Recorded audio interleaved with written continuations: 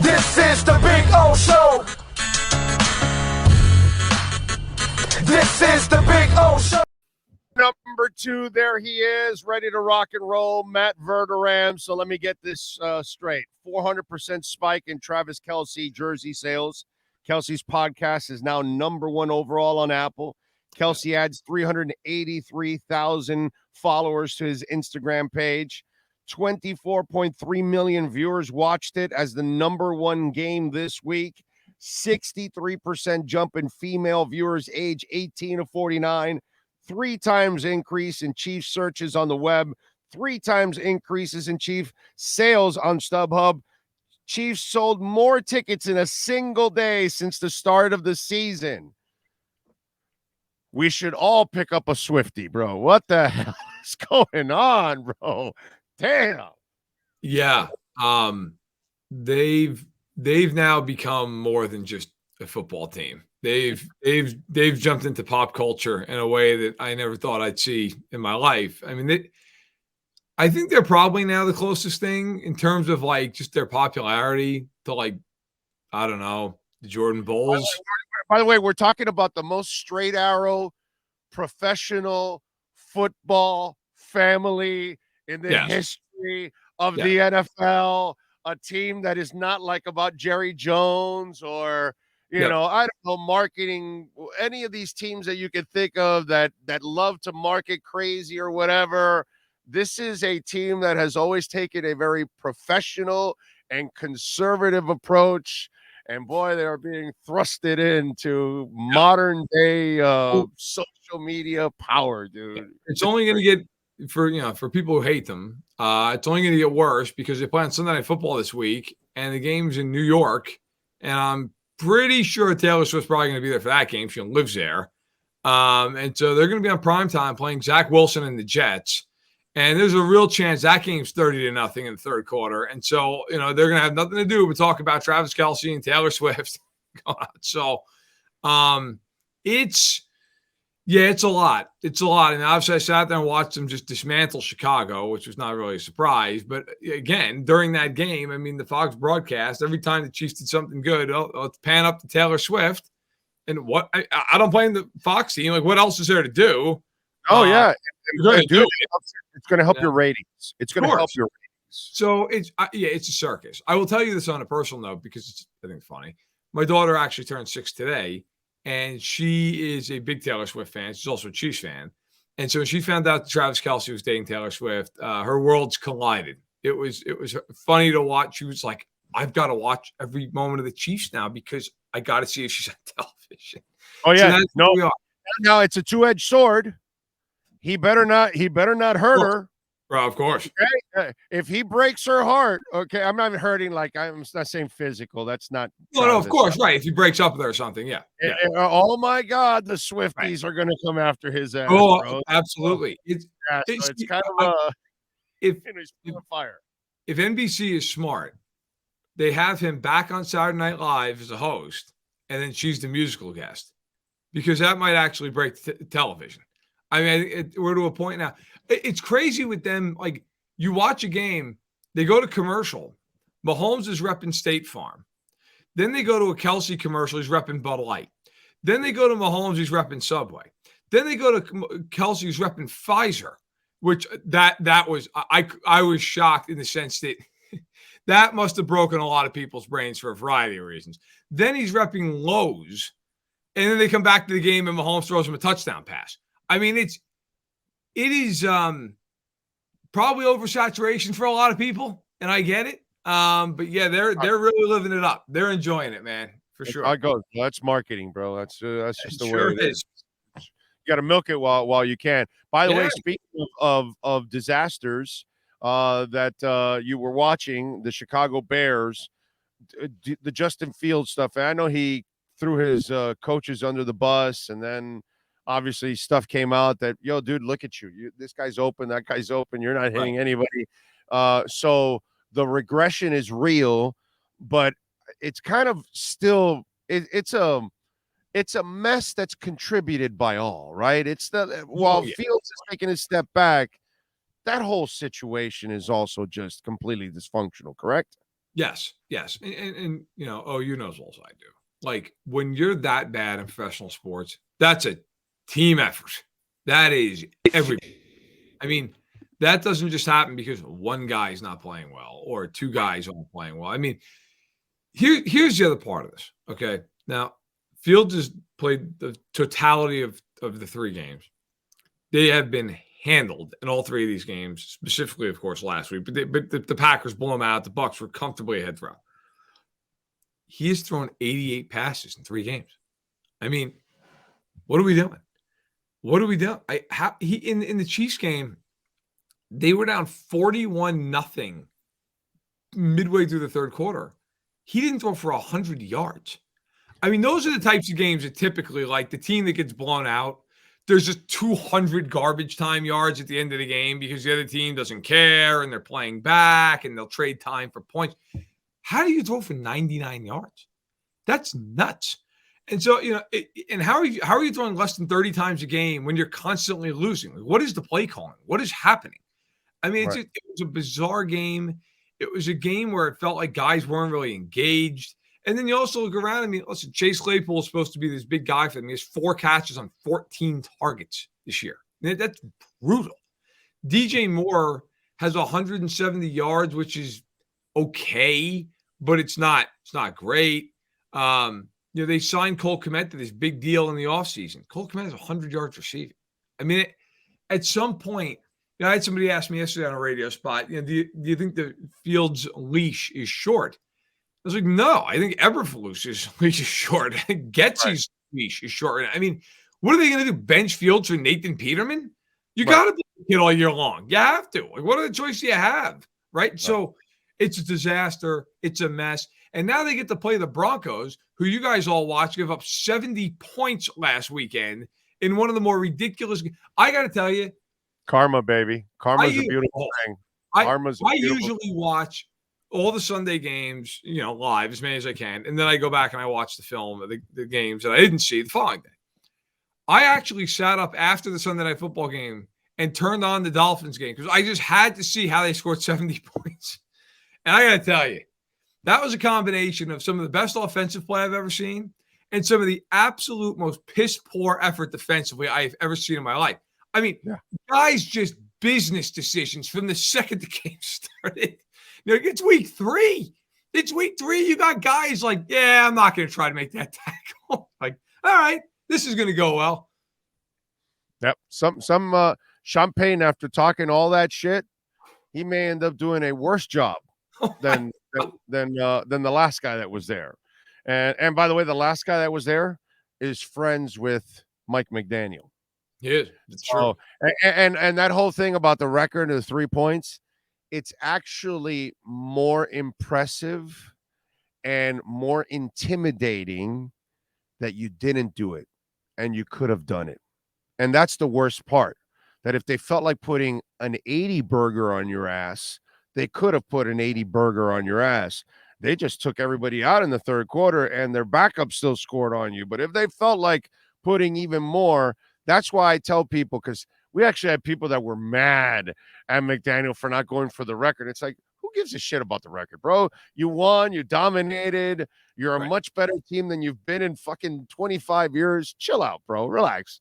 Shut the hell up already. You know what I'm saying? But the fact that you could have done it, sure, I think actually sends a much better message than anything else. So every week at SI, I do this piece where I break down three plays of the week on film. And it can be whatever. It can be a touchdown, it can be a sack, it can be, you know, something that was just kind of caught in my eye and I thought was impactful. And the second play that I profiled this week, and the piece just came out this morning, so you can check it out on sportsillustrated.com. I also tweeted it, was the first touchdown of the game for Miami, which, as it turns out, was one of 10. And it is one of the most egregious defensive plays you will ever find. I mean, the Broncos are in, well, they're supposed to be in this quarters coverage defense. And the Dolphins run a 2-man route. It's just just a deep crisscross by Robbie Chosen and Tyreek Hill. And Surtain carries Chosen like he's supposed to let him go to the safety once he gets out of his zone. Just keeps running with him. Both guys, now they've double-teamed Chosen for reasons nobody can understand. And Tyreek Hill All 4 guys just let Tyreek Hill go. And Kareem Jackson is so deep. If anybody out there ever watches the All-22 film, they'll know what I'm talking about. The All-22 film typically covers about 60 yards at his shot.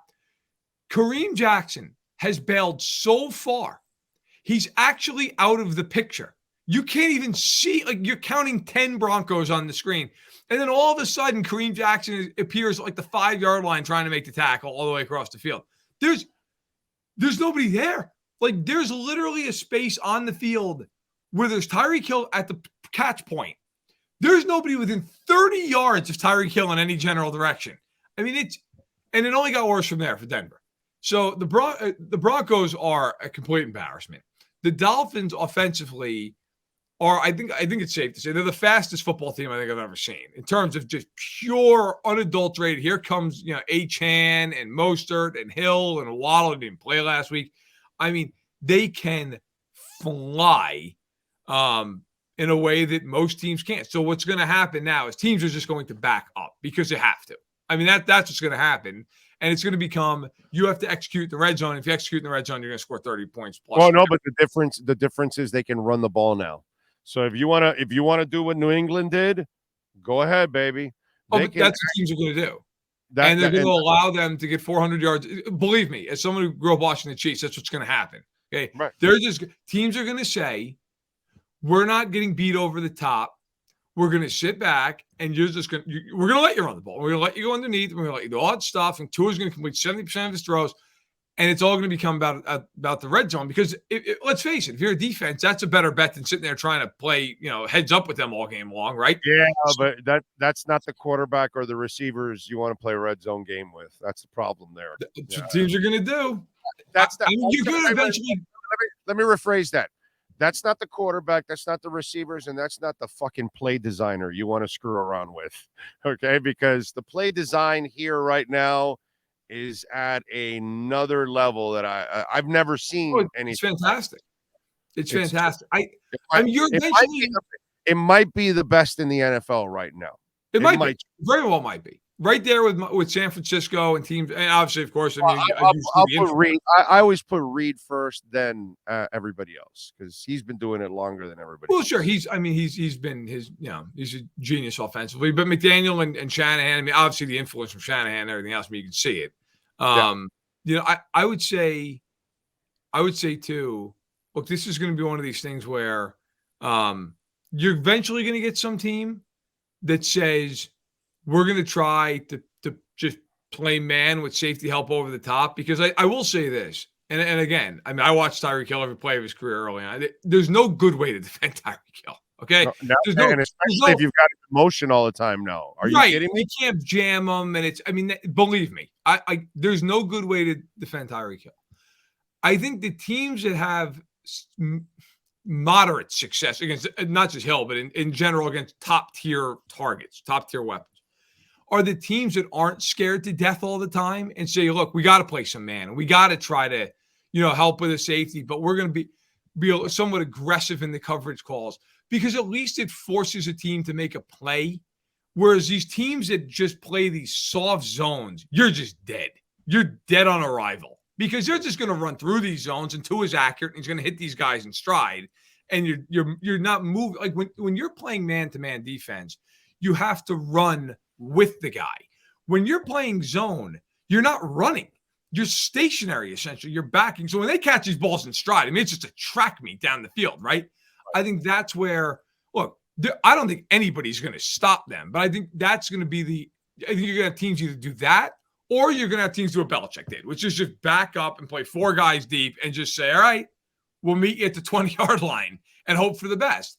But if you're the Dolphins, you're thrilled to death, because that's where you want to be. You want to get 400 free yards every game.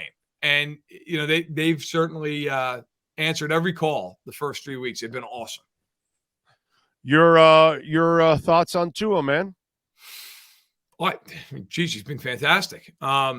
Listen, I think, early on in his career, it was a bad situation. Then he got with Mike McDaniel. It became a good situation. Now they have all this talent around them. It's a great situation. And I don't understand the people who say, well, it's because he has Tyreek Hill and Jalen Waddle. Okay, well, I mean, look around the league. Jalen Hurts has A.J. Brown and Devonta Smith. And Mahomes has Kelsey, and for most of his career had Tyreek Hill. And Josh Allen has Stephon Diggs, and for a lot of his career, he's had other guys, whether it be Gabe Davis or Dawson Knox, whatever. Like the talent that it takes to have the accuracy, the precision, the consistency, the balls to throw into spots at a time. They're all not clear windows, actually. He throws in between 2 and 3 guys all the time. He makes throws that very few people in the NFL can make. And he's doing it all within like 2 seconds, 2.5. He gets rid of it. He's getting rid of it faster than everybody, and he's throwing it farther than everybody. That doesn't make sense. No, well, and that's where the speed comes in, right? I mean, you can chuck that ball and put a little air under it, and if you're accurate, the guy's going to run underneath it. And that's where I think Tua gets misconstrued is he doesn't have that, like, I'm going to throw the ball through a car wash and not get it wet arm. Right. And that's fine. He doesn't have to. Because he's so accurate with it that it doesn't make any damn difference. Like, he puts the ball where Joe Montana did not have an enormous arm. Joe Montana didn't have John Elway's arm. Okay. He didn't have Dan Marino's arm. But Joe Montana could put the ball 50 yards on a dime to Jerry Rice. Well, who cares? If he threw it on a line or he put a little air under it, it got there. Tua has been fantastic. And by the way, I've been saying that for 2 years. Now they're stealing my Montana Tua line, by the way. They've been stealing my Montana Tua line now. Boomer Esiason been stealing my Montana Tua line. 2 years ago, I said, give him talent. He's a star. He plays like Montana. And now everybody's seeing exactly the anticipatory, the ball placement, and the accuracy. Yeah. That's what makes a quarterback. You can be 6. Of course it does. You can run like a deer. You can throw it out of the stadium. Brother, if you don't have those other traits I talked about, along with intelligence, you ain't ever going to be a great quarterback, ever. No question. Look, I mean, nobody had a bigger arm when I was growing up than Jeff George. Jeff George stunk. I mean, you're right. You have to be able to anticipate. You have to be able to be accurate and place the ball you need to. And look, right now, the Dolphins are sitting at 3-0. And the offense has just lit everybody out. I mean, New England held them to 24, but they moved the ball the entire game. You feel great. I mean, now they go into this game against Buffalo. That is a fascinating game because Buffalo's defense has played really well. And, of course, they know each other so well. So that's going to be interesting. But, I'll be very interested to see how Buffalo tries to play him because Buffalo does not have the corners to play the Dolphins. The Bills just do not. Tre'Davious White is a good player, but he's not the great player he once was. Kyrie Elam has been, to this point, a massive bust. I mean, he's not even active for these games. So it's Dane Jackson and Teron Johnson and Christian Benford. And it's not the worst group in the league, but it's not a group that you're looking at going, well, they're just going to be able to match up. I mean, this is going to be. They get Waddle this week. They get Waddle this week. Right. I mean, so it's going to be, if you're the Bills, now the Bills are a heavy zone team. Typically, they're not a heavy blitz team. So I think what you're going to see is a lot of zone, a lot of 7-man drops, which of course McDaniel knows that. Right. So here's the other thing. And you and I mean, we've been on now for over a year. We talked about this. The last time the Bills played the Dolphins with Tua, not the playoff game, that snow game in the regular season, the Saturday night game. I remember you and I talking after that game saying if the Dolphins had run the ball more in that game, they would have won. There were so many times, 3rd and shorts, 1st and goals, and they kept throwing and throwing. I wonder in this game if McDaniel says, you know what? We're going to run the ball down your throat 35 times in this game. This is going to be an H-Chan game, a Mostert game. Because that game that night, I remember sitting there saying, if they ran the ball when they should, they would have run 250 yards in this game, no problem. And they piddled the game away. And McDaniel after the game, if I remember, I basically said we should have run the ball more. I'm curious in this game if he goes, you know what? I'm gonna run the ball. And then when they eventually have to start to come up a little bit, then it becomes, all right, hit him over the top with the big one. One of the reasons why I love talking football with you, because you know your shit. But the other thing is you think along the lines like I do a lot, which might be scary for you, by the way. But overall, you nailed it because that's what I'm looking at this game. There's going to be a lot of running by the Dolphins. Why? Yes. They want to keep Josh Allen off the field. Mm-hmm. And then what you want to do is you're the one that has the precision passer, not them. So what you want to do is limit possessions for both teams. Because if you run the ball and maintain possession, Right. You're not going to have nearly as many, and neither are they. But you if can out-execute them. precision passing game is better than theirs, you will end up victorious because they have more of a tendency of making mistakes.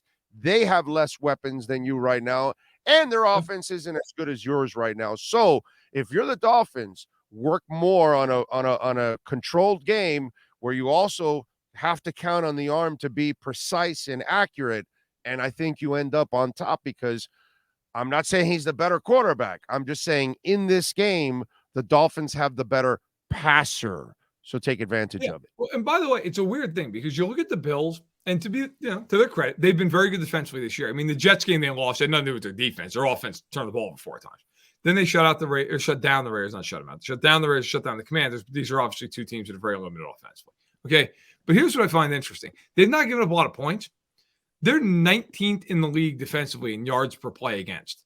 They have not been this play-by-play team that you look at and you go, oh, my God, they've been great. Now, Miami is a team that defensively, everybody's looking like, oh, Miami. Miami's given up the same yards per play as Buffalo, 5.3 yards per play. So it's not like there's been some massive, overwhelming difference. Now, you start looking at, okay, if a team throws the ball, where do you land there? I mean, Buffalo's been very good. Buffalo's 6th in the league, yards per attempt against. But again, they've played teams with Sam Howell and Jimmy Garoppolo and Zach Wilson, okay? What I look at is, and what I was talking about earlier about the way that they play, Buffalo is 30th in blitz rate. They do not blitz. So if you're McDaniel, you know what you're getting. Like, you know the way they're going to play. They're going to drop 7. It's a lot of zone. And I would think in this game, going to play a lot of 2 deep, right? And they're going to go, okay, here you go. Well, if you're McDaniel, if they're going to do that, as we just laid out, you should just run the ball at them. You should just say, okay, fine. If you want to play 2 deep, 20 yards off the line of scrimmage, we'll just pound the ball at you. And then eventually, I don't care who you are, you're going to start to come up. And those safeties are going to go from 20 yards to 18 yards to 16 yards. And then when they get up, then bam, over the top, gone, double move on, whoever, on Dane Jackson and out the gate, right? So, no, I cannot wait to watch the game. I'm fascinated. By the way, as a complete side note, because I'm looking at the numbers, the Vikings have blitzed 63% of their defensive snaps. That's like, oh my God. I mean, most teams that are like the number 1 blitz rate in the league at the end of the year are like 40, 41%. The Vikings are at 63%, and yet somehow let me just see this real quick, are 27th in pressure rate. How is that even possible? It is. It's called Brian Flores. It's impossible. You would think by chance you would just get home, I don't know, a quarter of those times. No. So you now understand why the Vikings can't stop a nosebleed, because they're blitzing 5-6 guys every other play, or every 2/3 of the time, and getting home against nobody. So that's where they sit. But anyway, that was just. And now you understand why Chris Greer had to flush him down the toilet, and that's why he's no longer here. Ooh. By the way, if you go to Jets practice today, you will catch Robert Salah wearing a helmet. All right, tell them about what you got going on at Sports Illustrated. For those of you that don't know, apparently somebody threw a football at Robert Salah in practice. Anyway, go ahead. Was it a starting quarterback who was trying to hit somebody on the other side of the field? No, it's not that accurate. They would have never seen it at that point. It would have gone in another direction. Okay. Oh, my goodness. Oh, what do you got going on at Sports Illustrated? Tomorrow, I'm covering the Packers-Lions game up at Lambeau, so I'll be up there. I'll have a reaction piece out of that. And then I have my quarterback rankings come out tomorrow. I think Tua might move up a little bit. So as he did, by the way, the first 2 weeks. We'll have my piece today that comes out on 3 plays of the week that you got to rewatch. That came out. I have one matchup that you need to know for every game that comes out on Friday, where I dig into details and find things that might determine these games. So those are all coming out this week. I'm working on a couple of other large pieces for down the line. But I'll have plenty of stuff. And then on Sunday, like always, I have my running column that's on the front page of SI, easy to find. And it's just reaction in real time to every one of these games. It gets updated after the early games, the late games, and Sunday Night Football. So go ahead, check that out. And you can obviously follow me on Twitter, and you'll see all my stuff there as well. And follow him on Twitter, Matt Verderame. Matt, as always, appreciate you, brother. We'll catch up next week. Thanks a lot. Take care. Thank you, sir. There you go. The great Matt Verderame getting it done.